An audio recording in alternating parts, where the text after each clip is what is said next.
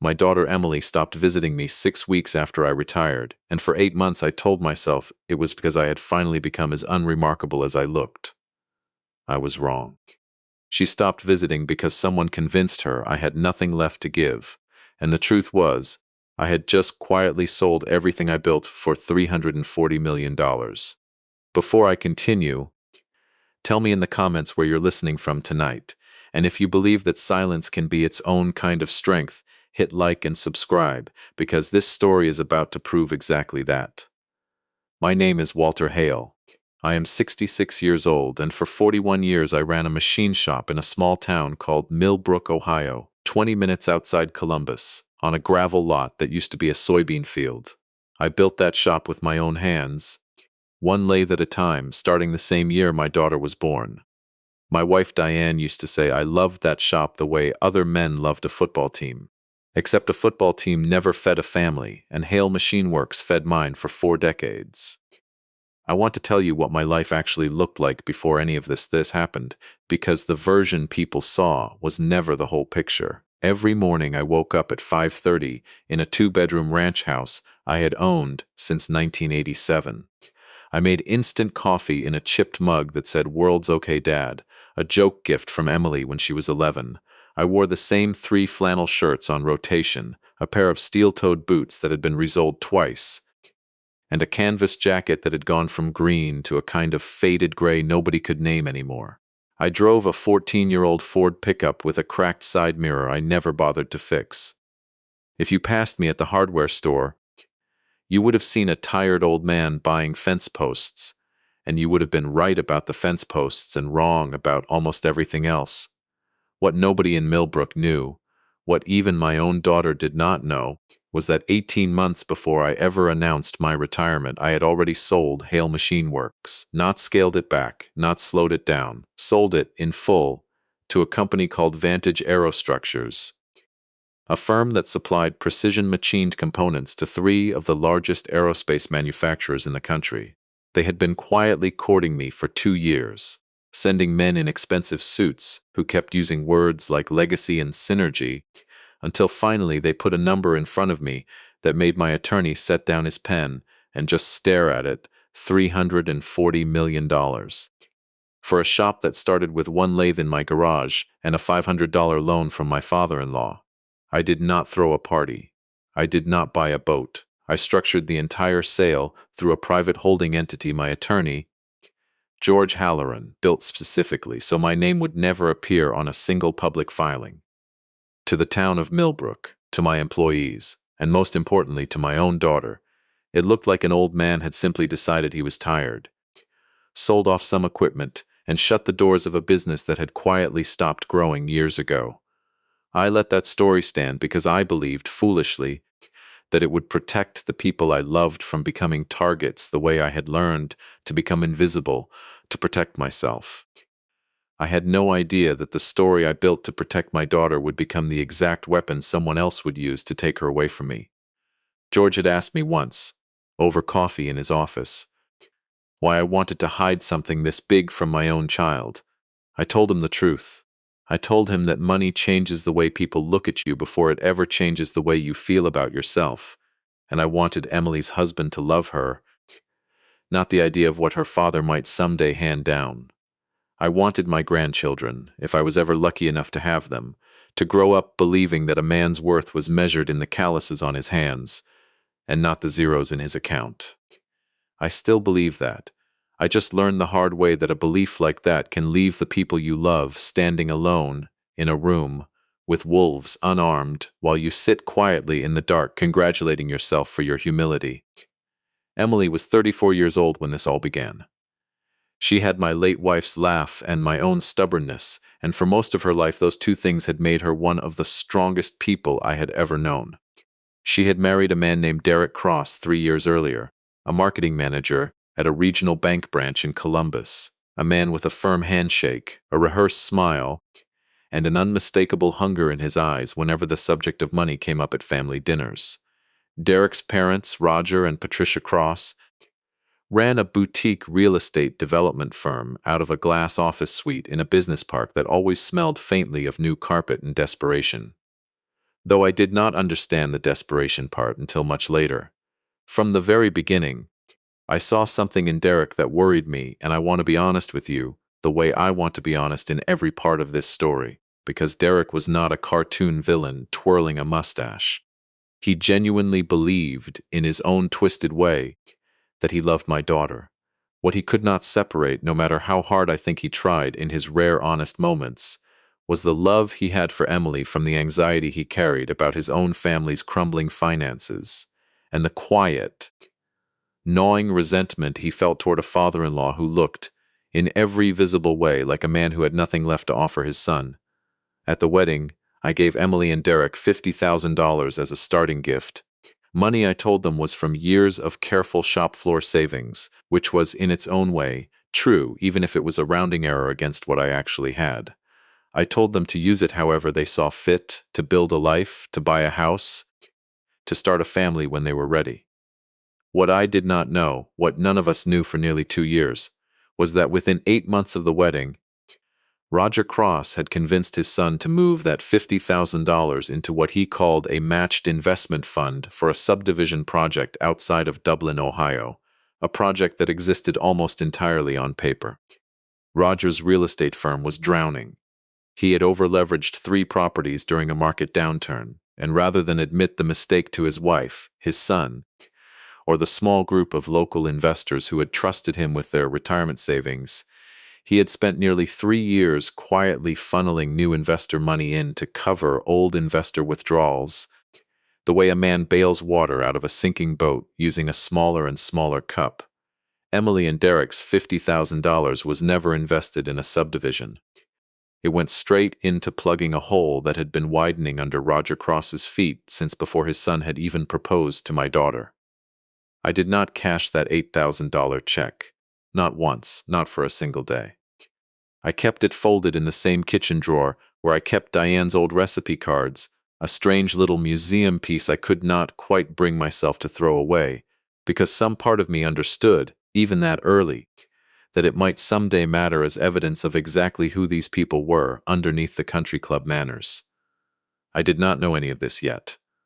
All I knew in the months after I retired was that my daughter, who used to call me every single Sunday morning without fail, who used to drive out from Columbus with a box of the cinnamon rolls I liked from the bakery on 3rd Street, started missing calls, started missing Sundays, started sending texts instead of showing up, each one a little shorter than the last, each one carrying a small, polite excuse that on its own meant nothing, but stacked together over weeks began to form the shape of a door slowly closing.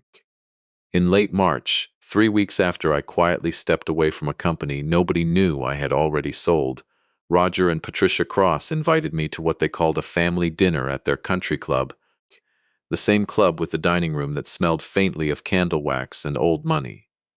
Derek delivered the invitation over the phone, with the particular flat courtesy of a man reading from a script he had not written himself. And I accepted, because I wanted to see, with my own eyes, exactly what kind of family my daughter had married into now that the shop's doors had closed, and I was, in their eyes, simply a retired man living on a fixed income. I wore my good flannel shirt, the navy one without any fraying at the collar, and my cleanest work boots, because I have never once believed a man needs a costume to sit at a dinner table, even a dinner table set with more forks than I knew what to do with. The hostess looked at my boots the way people look at a stain on a white tablecloth, and led me to a private dining room in the back where Roger and Patricia were already seated, a bottle of wine open between them. My daughter nowhere in sight. Nobody stood when I walked in. Roger gestured toward the chair furthest from him without looking up from the wine list. Patricia asked, before I had even settled into my seat, how I was managing financially now that the shop had gone quiet, emphasizing the word quiet the way a person emphasizes a diagnosis they already believe is terminal. I told her I was managing just fine, which was, in the narrowest technical sense, the absolute truth. Roger let the small talk run for exactly as long as it took the appetizers to arrive, and then he set down his fork, folded his hands, and told me, in the calm, rehearsed tone of a man closing a business deal, that he and Patricia had been discussing my situation, and that they had a proposal they believed would benefit everyone involved. He reached into the inner pocket of his blazer and slid a folded check across the white tablecloth until it rested against my water glass.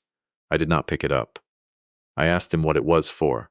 Roger told me without a hint of shame that the check was for $8,000, enough, he said, to cover a deposit on a modest assisted living community, 2 counties over, a place he had already researched, a place, he assured me, with a very reasonable monthly rate for a man on a fixed retirement income. He told me plainly that a young executive family like Derek's needed to project stability and growth to the investors and partners they were courting, and that a father-in-law living alone in a small ranch house on the edge of a struggling manufacturing town did not exactly fit the image they were building. He told me it would simply be easier for everyone, Emily included, if I considered making the move sooner rather than later. I looked at that check for a long moment. Then I looked at Derek, who was staring hard at his plate, refusing to meet my eyes, and I asked him directly whether he agreed with his father's proposal, whether he genuinely wanted his own wife's father moved 2 counties away and quietly out of the picture. Derek finally looked up, and there was no apology in his face at all, only a kind of tired, practiced resolve. He told me that a man in his position could not afford the distraction of an aging in-law who required looking after, and that it would be, in his exact words, better for everybody's long-term stability if I simply took the money and let them focus on building their own future. I did not raise my voice. I did not touch the check. I told them, calmly, that I would think about it, and I watched a flicker of satisfaction pass between Roger and Patricia, the quiet, victorious look of people who believed they had just successfully managed an inconvenient old man. I slid the folded check into my jacket pocket, next to nothing at all, and I told them I needed to leave early, that the drive back to Millbrook was long and I was tired. Emily still had not arrived by the time I stood to go. I found out 3 days later that Derek had told her the dinner ran late and I had chosen to leave before she got there, a small, deliberate lie that planted the first seed of a story I would spend the rest of the year quietly untangling. The first Miss Sunday, she told me Derek had a work event. The second, she said she had a migraine. By the third Miss Sunday, in late April, she stopped explaining it all, and I sat at my kitchen table with 2 cinnamon rolls I had bought myself from the bakery on 3rd Street, staring at a phone that never rang, telling myself that grown children get busy, that this was simply the natural erosion of a father's place in a daughter's life once she built a family of her own. I told myself a lot of comfortable lies that spring. I had built an entire company on the principle of never lying to myself about a bad machine part, and yet I sat in my own kitchen lying to myself about the most important relationship I had left in the world. What I did not know was that Derek had started a quiet campaign, one small comment at a time, the way water erodes stone instead of breaking it in one blow. He told Emily that visiting me too often was holding her back from bonding properly with his parents. He told her that constantly worrying about an aging father who had nothing but a modest pension and a paid-off house was an emotional drain she did not need while they were trying to build their own life. He reminded her, gently at first and then less gently, that his family was the one actively building something, a real estate portfolio, a legacy, a future, while mine, in his words, had already closed its doors and gone quiet. He was not entirely wrong about the doors closing. He was catastrophically wrong about what was behind them. Roger and Patricia played their part beautifully. They invited Emily to lavish family dinners at their country club, seating her at the head of long tables, surrounded by people who talked about property values and golf memberships, making sure she felt, every single time, the stark contrast between that glittering world and the small ranch house with the chipped world's "Okay Dad" mug where her actual father lived. They were not subtle about it, not to anyone paying close attention, but Emily was not paying close attention. She was newly married, trying to please a husband she loved, trying to earn the approval of in-laws who held that approval just out of reach like a carrot on a very expensive string.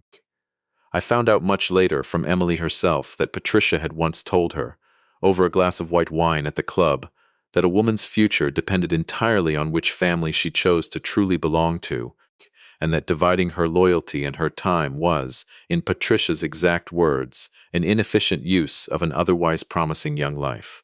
I do not know how a woman says something so cold to another woman without flinching. I have thought about that sentence more times than I care to admit.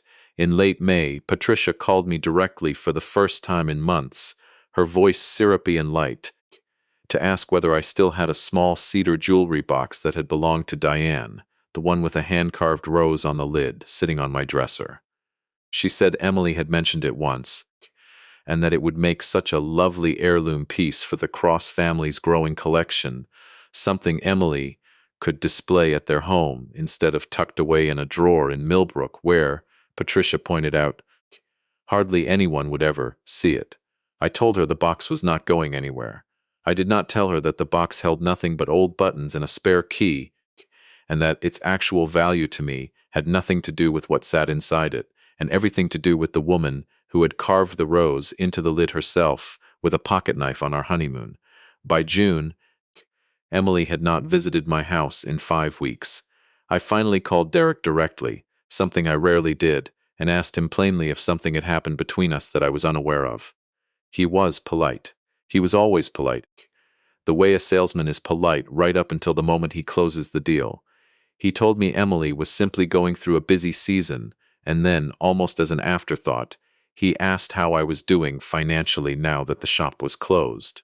He asked if I was managing all right on my own out there. He asked if I had thought about downsizing. I told him I was doing just fine. I did not tell him how fine. That was, I think now, the first real mistake of this entire ordeal, though I still do not know if telling him the truth that day would have saved anything or simply moved the trap forward faster. The one bright spot in those lonely months was a young man named Sam Okafor.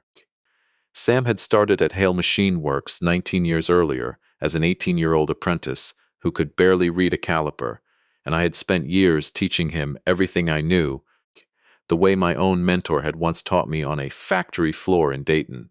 When Vantage Aerostructures took over, they kept the entire workforce, and they made Sam the plant manager, a decision I had personally recommended in writing before the sale ever closed. Sam started stopping by my house every other Saturday with a 6-pack of root beer, because he knew I did not drink anymore. And we would sit on my porch and talk about torque specifications and tolerance, stacking like two men speaking a secret language nobody else in Millbrook cared to learn. Sam's daughter, Grace, was 7 years old, and she called me Uncle Walter, and she once asked me, with the brutal honesty only a 7-year-old possesses, why I always looked a little sad even when I was smiling. I told her I was just tired from working in the yard. She looked at me for a long moment, the way children do when they know an answer is not quite true, but are too polite yet to say so, and told me that her daddy said sad people should just tell somebody, because carrying it alone makes it heavier. I have thought about that sentence even more than the one Patricia said at the country club. My other steady presence was my neighbor Ruth Calloway, a widow in her 70s who had lived next door since before Emily was born. Ruth brought me a casserole every Wednesday whether I asked for one or not, and she was the one who first said out loud, sitting at my kitchen table in July, what I had been too afraid to say to myself. She told me plainly that something was wrong with my daughter's absence, that it did not smell like a busy season. It smelled like somebody was working very hard, behind the scenes, to keep Emily away from me. Ruth had raised 4 children and buried a husband, and she had a nose for family trouble, the way some men have a nose for weather. By late September, the pattern had hardened into something I could no longer explain away as a busy season. Emily missed my 66th birthday entirely, sending a bouquet of grocery store flowers by delivery driver instead of coming herself with a card that read simply, "So sorry, crazy week, love you." Thanksgiving came and went with a 2-line text explaining that Derek's parents had already planned a big family gathering at the club, and that it would be, in her words, easier not to split the holiday this year.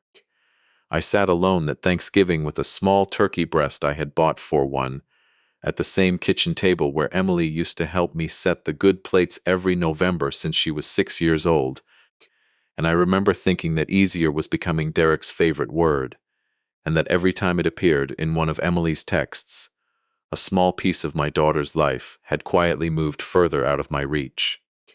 I called George Halloran the following week, not with any grand plan of revenge, but simply because I needed to understand what was happening to my family, and George had spent 30 years understanding the things people tried to hide behind polite smiles. I sat across from George in his office that first afternoon and told him everything: the missed Sundays, the country club dinner, the folded check still sitting in my kitchen drawer, Patricia's strange interest in a jewelry box full of old buttons, the word easier appearing over and over in Emily's shrinking texts. George listened without interrupting, the way he always had, taking slow notes in the same leather notebook he had used since I first hired him 30 years earlier to draft the incorporation papers for a machine shop that, at the time, had exactly 4 employees and one very old lathe. George started quietly, the way he did everything. He was not a man who kicked down doors. He asked a few careful questions about Roger Cross's real estate firm, mostly out of curiosity at first, the kind of professional curiosity a good attorney develops after decades of watching money move in strange directions. What he found in the first 2 weeks was troubling enough that he asked my permission to dig deeper, and, when I gave it, what he uncovered over the following month turned my quiet grief into something colder and far more focused. Roger Cross had been running what regulators would later call, in painfully clinical language, a classic liquidity shell game. New investor deposits were being used to pay returns to earlier investors, dressed up in glossy quarterly statements that showed steady, believable growth on projects that, in several cases, had never broken ground at all. Emily and Derek's $50,000 had been swallowed whole within the first year, listed on Roger's internal books as capital committed to the Dublin subdivision. A project George discovered had been quietly abandoned by the actual landowner 18 months earlier, after Roger failed to make a single scheduled payment. George brought in a forensic accountant named Priya Nagarajan, a sharp, soft-spoken woman who had spent a decade untangling exactly this kind of fraud for the State Banking Commission before going into private practice. She worked out of a small conference room down the hall from George's office for the better part of 5 weeks, building what she called a transaction map, a sprawling diagram of arrows and dates pinned across an entire wall, tracing every dollar Roger Cross's firm had touched since its founding.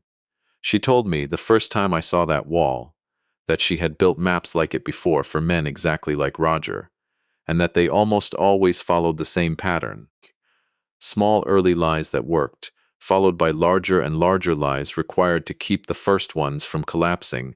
Priya found that Roger's firm had taken in capital from 11 separate local investors over 3 years, most of them retirees from Millbrook and the surrounding townships, people who had trusted Roger because his name had been attached to a handful of genuinely successful strip mall developments a decade earlier.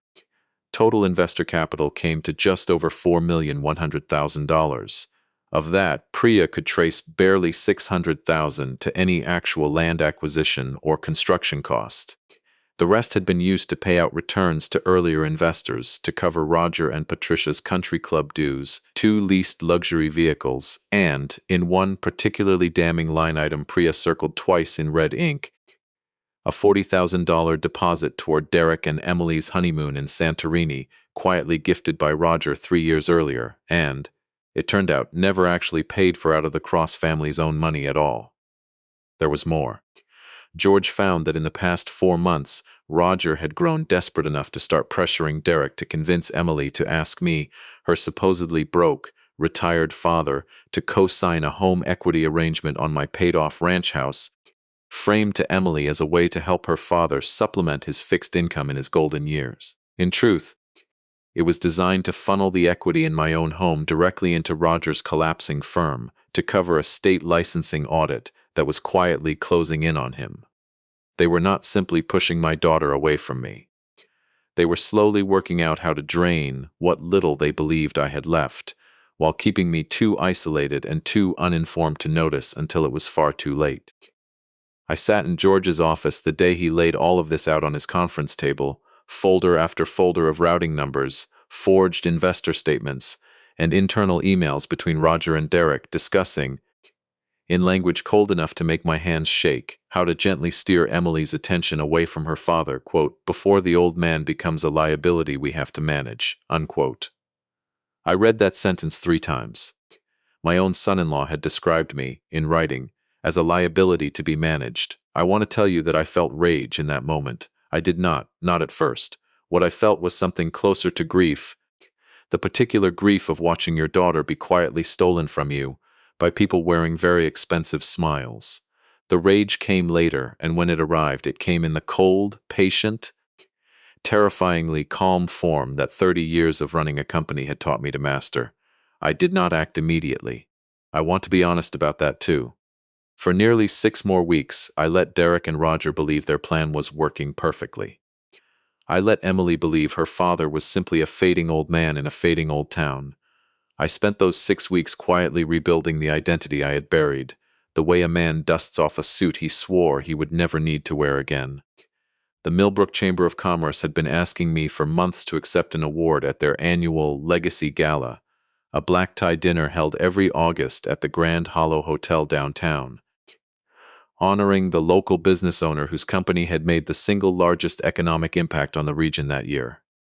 I had quietly declined the invitation twice already, hiding behind my usual excuse of being a private man who did not care for spotlights. In late July, I called the chamber director myself and told her I had changed my mind. I asked for one condition. I asked that my identity as the recipient remain confidential until the exact moment I was called to the stage. She agreed without asking why, mostly because I had donated, quietly and anonymously through my holding entity, nearly $2 million to the town's Economic Revitalization Fund over the past year, money that had already repaved Main Street and funded a new wing at the elementary school. Nobody in Millbrook knew that donor's name either. They were about to. I told Sam Okafor the full truth for the first time that same week, sitting on my porch with 2 root beers, sweating in the summer heat. I told him about the sale, about Vantage Aerostructures, about the $340 million, and about everything George had uncovered about Roger and Derek. Sam sat quietly for a long moment, and then he asked me, in that plain, direct way he always spoke, what I was planning to do about it. I told him I was going to give Emily her father back and give Derek and Roger Cross exactly what they had been trying to take from someone else for years, which was a hard, unforgiving lesson in consequences. I asked Sam if his company, now under Vantage Aerostructures ownership, would be willing to send a formal invitation to Emily Cross for the upcoming Legacy Gala, framed as a courtesy to a former employee's family, since Emily had briefly worked in the front office of Hale Machine Works years before her wedding. Sam agreed instantly. It was a small, quiet piece on the board, but it guaranteed Emily would be in that ballroom on the night everything finally came apart. The night before the gala, I opened the cedar closet in my bedroom for the first time in nearly 2 decades and pulled out a charcoal wool suit I had worn to exactly one event. The closing dinner, the night Vantage Aerostructures finalized the purchase agreement. I laid it across my ironing board and pressed it slowly, one crease at a time, the same way I used to press my work coveralls before an important client visit 40 years earlier. Ruth Calloway came by with a casserole I did not eat and found me standing in my kitchen in that suit, looking, she told me later, like an entirely different man than the one who had been buying fence posts at the hardware store all summer. I did not sleep much that night. I sat at my kitchen table with the folder George had prepared, a folder containing the full forensic breakdown of Roger Cross's fraud, a copy of the sale agreement for Hale Machine Works, and one more item I had not told even Sam about, a small worn leather music box that had belonged to Diane, the one item from the old shop office I had kept out of everything else, because she used to keep it on the corner of my desk playing softly while I did the books late into the night. I placed it in my jacket pocket. I did not fully understand why until much later that night. The Grand Hollow Hotel ballroom looked, on the surface, exactly the way it looked every year for the Chamber's Legacy Gala. Crystal chandeliers threw warm light across round tables draped in white linen. A local jazz trio played softly near the bar, while men in dark suits and women in cocktail dresses moved through the room trading business cards and small talk about tax incentives and interest rates. To anyone unfamiliar with the undercurrents running through that room, it looked like nothing more than a pleasant small-town celebration. I stood near a side entrance in my charcoal suit, watching the room fill, and I saw them almost immediately. Roger and Patricia Cross were working the floor near the bar with practiced ease, shaking hands with two men I recognized from George's file as recent investors in Roger's firm, men who had no idea yet that their money had already been spent covering older losses. Derek stood a few feet away in a navy suit, laughing a little too loudly at something. One of the investors said, playing the role of the promising young son-in-law with the same rehearsed charm he had used on me at our very first dinner 3 years earlier. And then I saw Emily. She stood near a tall window at the edge of the room in a simple green dress, holding a glass of sparkling water she was not drinking, looking, even from across the room, thinner and more tired than the last time I had truly seen her up close.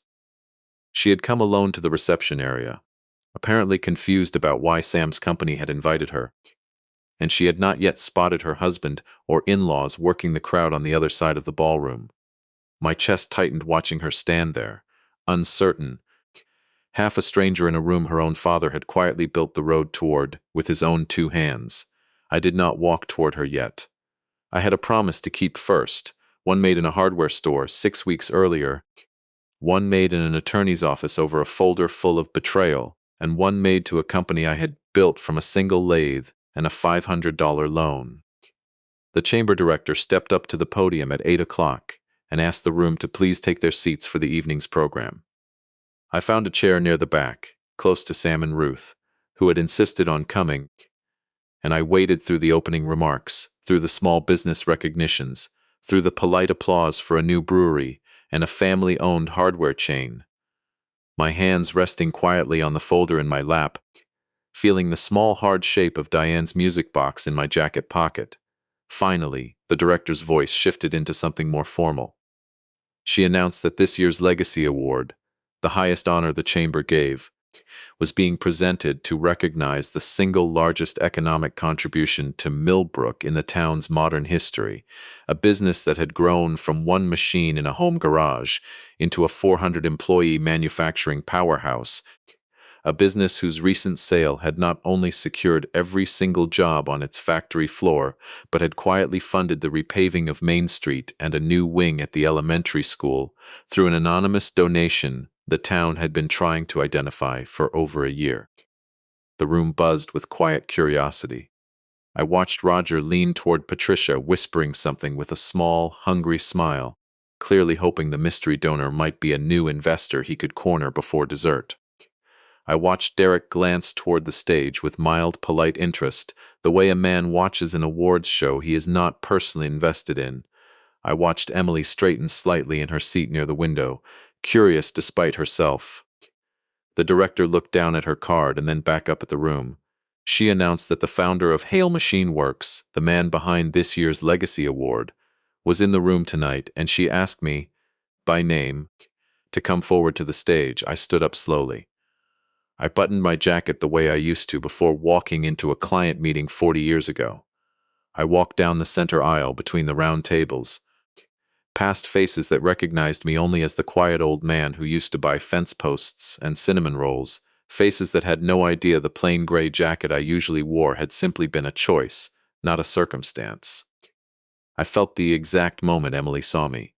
I watched her rise halfway out of her chair near the window, her hand pressed flat against her chest, her mouth slightly open, the way a person looks when the ground beneath a familiar story quietly gives way.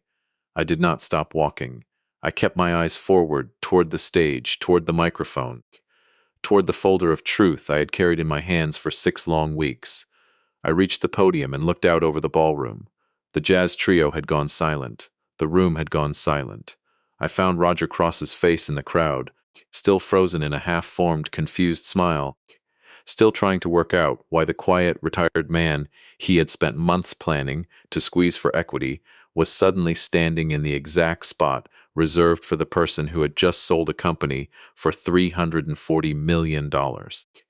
I did not raise my voice, because I have learned in 66 years that real power has never once needed to shout. I thanked the chamber for the honor, and I told the room the plain, unadorned truth. I told them that 18 months earlier, I had sold Hale Machine Works to Vantage Aerostructures for $340 million, and that I had chosen to keep that fact private, not out of shame, but out of a stubborn old belief that the people who loved me should love the man, not the number attached to him. I told them that belief had recently cost me something I valued far more than any sale price, and I intended, tonight, to correct that mistake in front of every person who had helped cause it. I looked directly at Roger Cross as I said my next words. I told the room that a man in this very ballroom had spent the past 3 years running a fraudulent investment scheme, using new investors' money to quietly cover the losses of old ones, and that among the victims of that scheme were my own daughter and son-in-law, whose wedding gift from me had been silently drained into a subdivision project that had been abandoned for a year and a half without their knowledge. I told them that same man had recently attempted to pressure his own son into convincing my daughter to help pledge the equity of my paid-off home to prop up his collapsing firm, all while working to keep my daughter isolated from me, under the pretense that a modest retired machinist had nothing left worth her time. The color drained from Roger Cross's face in real time. Patricia's hand flew to the pearl necklace at her throat, the exact gesture, I would learn later, she made every single time her carefully built world began to crack. Derek stood frozen near the bar, his mouth opening and closing without sound, the practiced charm evaporating off him like steam. I gestured toward the side of the stage, where the chamber's audio-visual technician, briefed quietly by George earlier that evening, brought up a large screen behind me. Bank statements, routing records. The forged investor reports George's forensic team had spent 6 weeks assembling the abandoned Dublin subdivision paperwork, stamped and dated, proving the land had reverted to its original owner nearly 2 years earlier, while Roger continued collecting new investor funds against a project that no longer legally existed. The room, filled with the exact kind of local investors, bankers, and business owners Roger had spent years courting, stared up at that screen in stunned, furious silence. 2 men near the bar, the very investors I had watched Roger charming an hour earlier, quietly pulled out their phones. I found out later they were calling the Ohio Division of Securities before I had even finished speaking. That was the first climax, the public reckoning. The moment 3 years of quiet lies collapsed under bright chandelier light in front of the entire town. But the second reckoning, the one that mattered most to me, happened 20 minutes later in a small private room just off the main ballroom, where I had asked the hotel staff to bring my daughter. Emily sat across from me at a small, round table, her hands trembling around an untouched glass of water, her eyes red but dry. The particular kind of stillness people find after the shock of a truth has been too large to cry about yet. I did not launch into explanations. I simply reached into my jacket pocket and set Diane's small leather music box on the table between us, and I opened the lid, and the same soft, familiar melody her mother used to hum along to filled the quiet little room. I told Emily everything. I told her about the sale, about why I hid it, about the mistaken belief that had guided that decision, the belief that a father's love should never come wrapped in a number. I told her about the months of missed Sundays, about Derek's slow campaign, about Roger's fraud, about the plan to bleed the equity out of my own house, while convincing her I had nothing left worth protecting. I watched every sentence land on her like a physical weight, and I watched something in her face slowly shift from shock into a raw, furious clarity. She told me, through tears she finally allowed herself, that she had felt Derek pulling her away for months, and had blamed herself for not fighting harder to keep our Sundays. She told me she had noticed the strange tension whenever she mentioned wanting to visit me, and had convinced herself it was simply the normal friction of blending 2 families. She had no idea, none at all, that the friction had a name and a bank account and a folder full of evidence sitting on a small round table in front of her. I told her I was not angry with her, not for 1 single second, I told her the anger I carried belonged entirely to the people who had engineered her distance from me, and that anger, unlike theirs, had already been converted into something far more useful than a threat.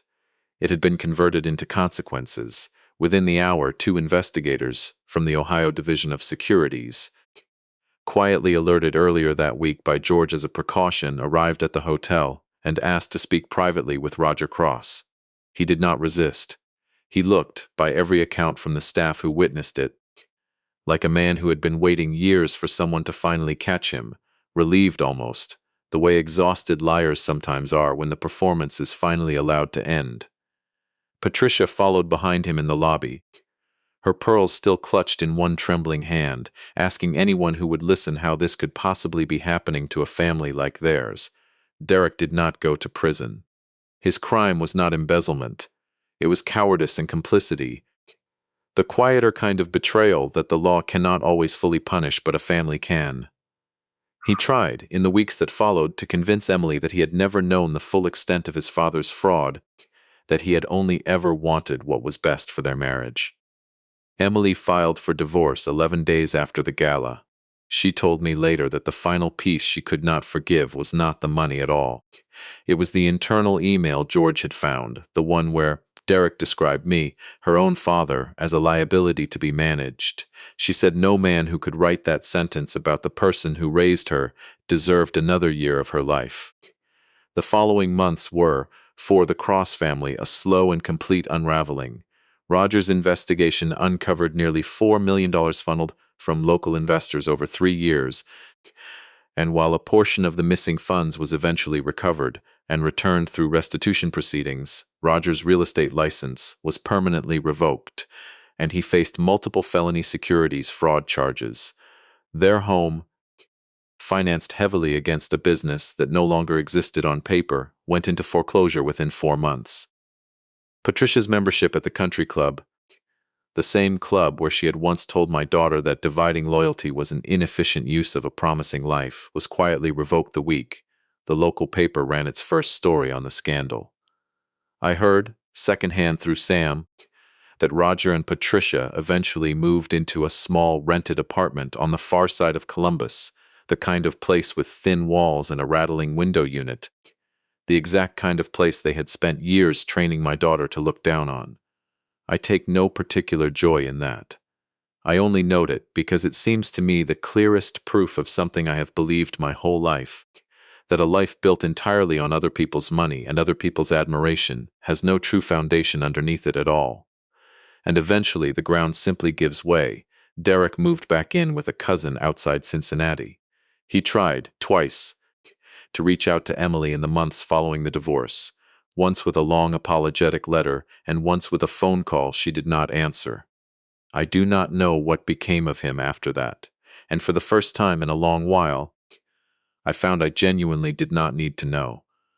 Emily moved back into her childhood bedroom for a while that fall, the same room with the same faded wallpaper she had picked out herself when she was 9 years old.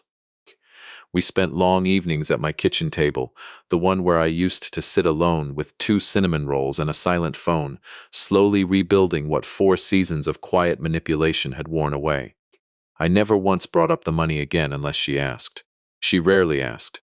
What she wanted back, she told me one evening in October, was not access to an inheritance. It was her Sundays.